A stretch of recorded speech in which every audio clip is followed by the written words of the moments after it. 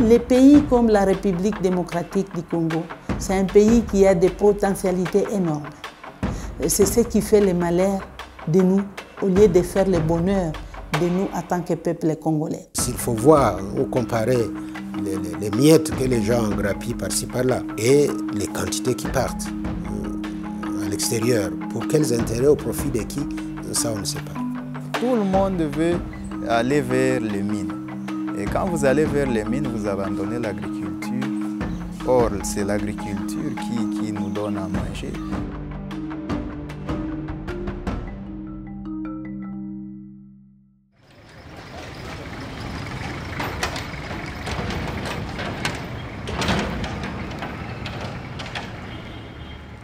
Bon, nous sommes au Sud Kivu, une des 26 provinces du pays.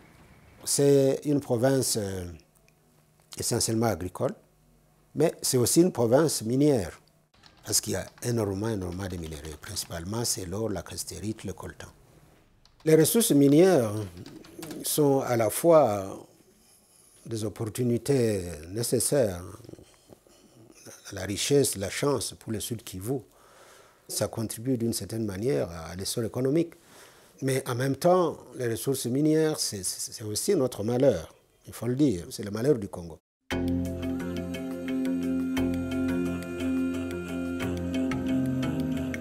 Nilikuwa na parti mbili mwayo, manake ilikuwa desa. Ilikuwa desa. Kisha Musa nilikuwa nalima kalanga na miyogo na viazi. Shamba ya ngazi nayo kila mwezi, kila juma mbili mimi navuna bidhaa ya mafuta na balipia masomo. Lakini mpaka sasa mimi naishi mushida. Tout ça. Ici, il y avait des palmiers à huile, il y avait des maniocs, il y avait tout ça, des haricots, des arachides. Bilifikiaka kukuwa victime sababu ya uharibifu ya bashinoa kutuharibishia mashamba. Sababu mwa ile mashamba yenye tulikuwa nayo hapa, njo mashamba ilikuwa nasomesha batoto, njo mashamba ilikuwa nakulisha batoto, njo mashamba batoto balikumalia na njo balikuwa navalia mwayo.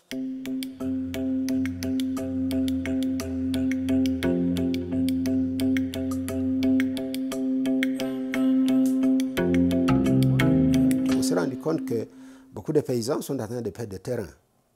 Donc il y a toute une dynamique aujourd'hui de spoliation des terres, d'accaparement des espaces qui étaient des espaces cultivables, habités par des gens, mais qui deviennent du coup, d'une manière tout à fait cavalière et brutale, des mines qui chassent les paysans, qui détruisent les champs.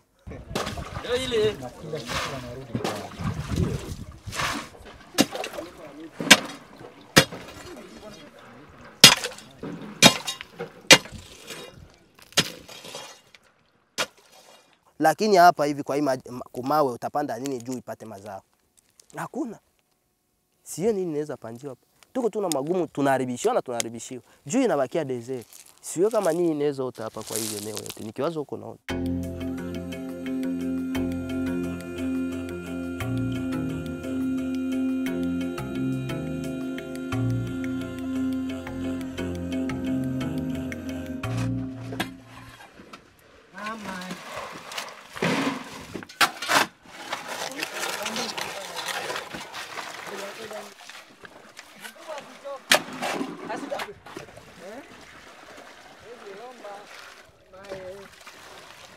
On s'est rendu compte que tous ces mouvements vers les minéraux, c'est de la main-d'œuvre agricole qui s'en va. Des gens qui quittent leur famille, qui vont là-bas, qui ne rentrent plus et qui ne renvoient rien du tout. Et qui au contraire reviennent malades. On voit un grand nombre de gens qui quittent l'agriculture, y compris notre jeunesse. Nous sommes en train de sensibiliser et nous sommes en train aussi de montrer les dangers de tout ça au regard donc, du fléau qui peut surgir un jour quand on manque à manger. Donc ça sera vraiment la mort de nous tous.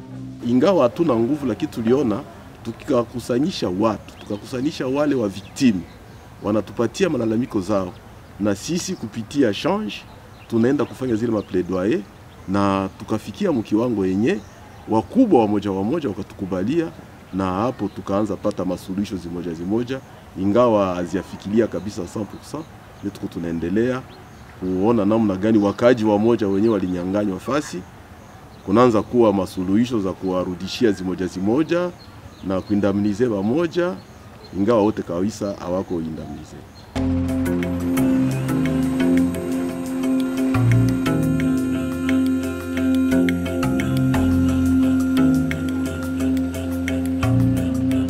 Depuis 2019, Change a commencé à travailler avec Entraide de Fraternité.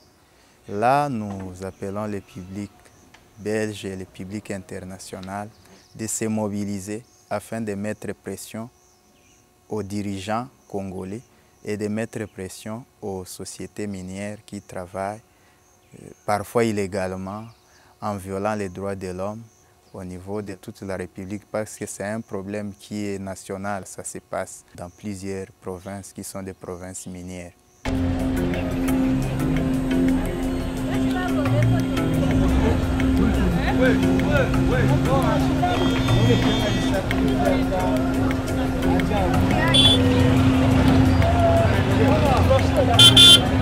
Ces ressources minières sont pratiquement la cause qui alimente les conflits, les guerres qui ne finissent pas.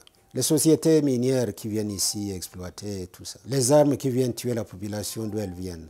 On sait que l'Occident a toujours été complice, a toujours été derrière tous les coups que nous subissons. S'il n'est pas l'instigateur principal, parce que ça lui profite. Je sais qu'il existe une société civile européenne qui est forte, qui est dynamique.